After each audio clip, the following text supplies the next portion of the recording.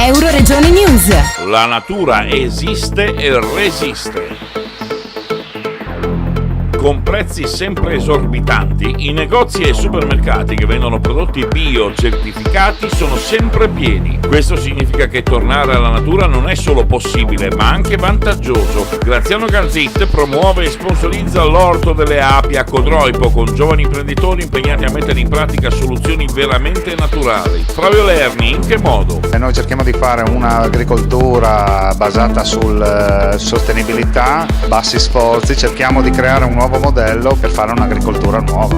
Stiamo cercando di fare un nuovo tipo di apicoltura, tra virgolette, dove cerchiamo di fare innovazione con le arnie, cercando di usare nuovi tipi di arnia per far star meglio le api durante l'anno. Quindi usiamo delle nuove arnie, più arnie tradizionali, insomma. Siamo in contatto con l'Alveare del Grappa, dove ci dà una mano a capire e sperimentare insieme a loro questo nuovo tipo di arnia. Dal Medio Friuli per Euroregione News, Marco Mascioni.